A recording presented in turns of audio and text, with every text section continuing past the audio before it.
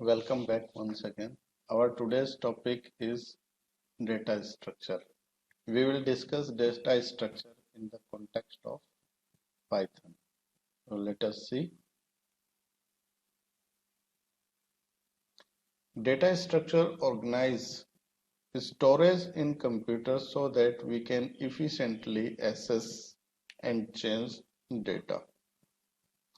So it basically it's a memory management जो आप लोगों का built in डेटा टाइप्स होते हैं वो इतने कैपेबल नहीं होते, उसको और यूजर डिफाइन बनाने के लिए हम डेटा स्ट्रक्चर को यूज करते हैं। Stacks and queues are some of the earliest data structure defined in computer science.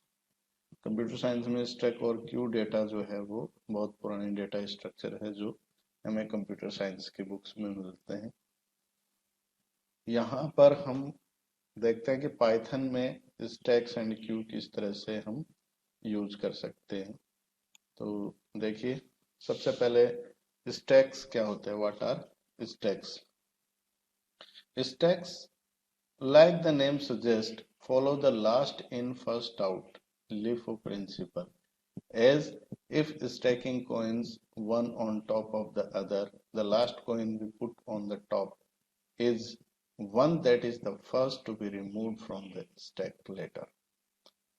तो कहने का मतलब ये है कि किसी भी फाइल, कोई भी ढेर, कोई भी फाइल हमने बनाया हो और उस पर 1 बाई 1 करके कोई चीज स्टोर की हो, जो लास्ट के अंदर हमने स्टोर की है वो आपकी पहले रिमूव होगी। तो ये स्टैक का मैकेनिज्म है। तो यहाँ पर स्टैक का ऑपरेशन के लिए हमारे पास बेसिकली दो ऑपरेशन है, एक पुश और दूसरा पॉप।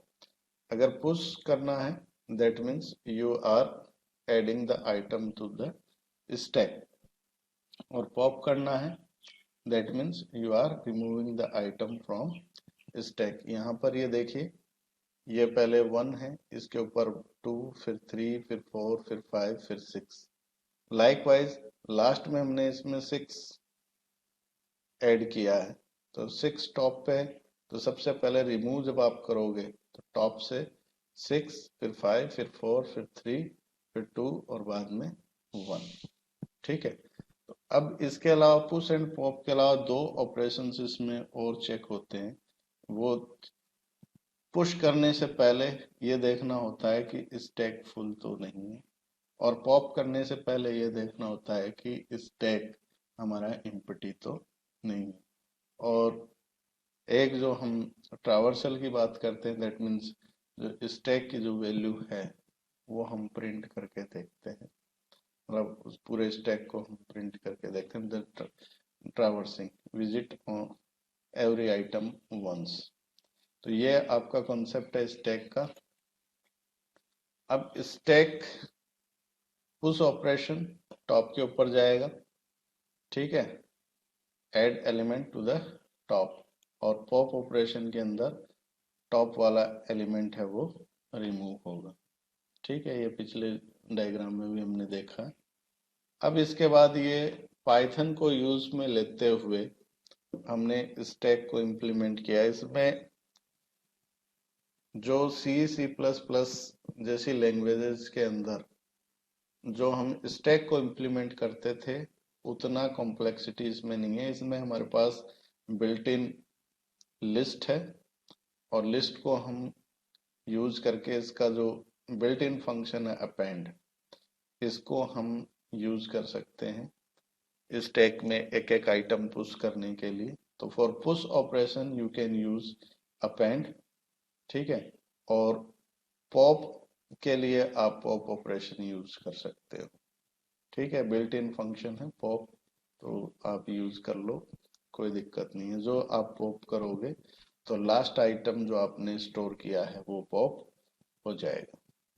ठीक है, तो ये सिंपल सा प्रोग्राम है, आप इसको करके देखिए। इसके बाद हमारा है Q. Q, like and the name suggests, follow the first in, first out principle. As we waiting in a queue for the movie ticket, the first one to stand in the line is first one to buy a ticket and enjoy the movie. तो जैसे कि हम real life के अंदर Q देखते हैं, ठीक उसी तरह से होता है। जो पहले लाइन में लगता है आगे की तरफ, पहले उसी को सर्व किया जाता है, उसके बाद में आने वाले को उसके बाद किया जाता है। ठीक है, तो ये first in first out principle के ऊपर आधारित होता है। तो इसको भी हम इम्प्लीमेंट करेंगे। तो इसके लिए अगर कोई आइटम आपको ऐड करना है तो वो in queue item at the end में ऐड होता है।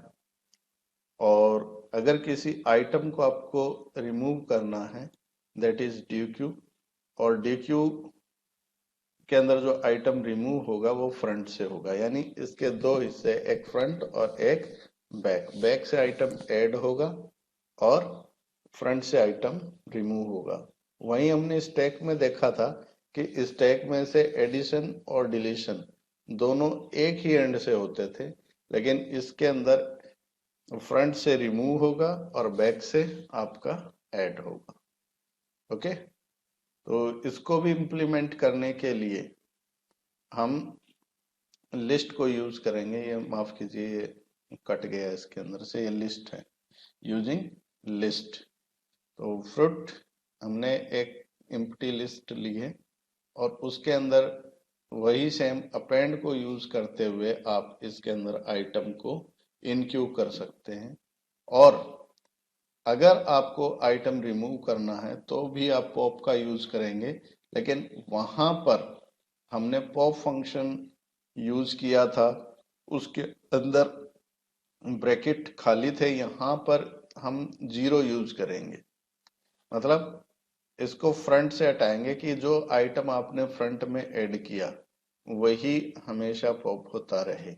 तो पॉप 0 करके हम 1 बाय 1 करके जो आइटम हमने स्टोर किए हैं वो आइटम इसमें से रिमूव कर सकते हैं। तो दिस इज द फंडा ऑफ स्टैक एंड क्यू। अगर यही चीज हमें C++ और जावा इत्यादि लैंग्वेजेस में पढ़नी होती तो ये एक अलग ही पेचीदा मसला बन जाना था। इसमें सारा कुछ रेडीमेड अवेलेबल है, तो इसलिए हमें बॉदर करने की कोई ज्यादा जरूरत नहीं। 2-3 बिल्ट इन फंक्शन आप लोगों को याद रखने हैं और ये याद रखना है कि बेसिक मैकेनिज्म स्टैक और क्यू का क्या है। तो I hope you understand it. Thank you very much.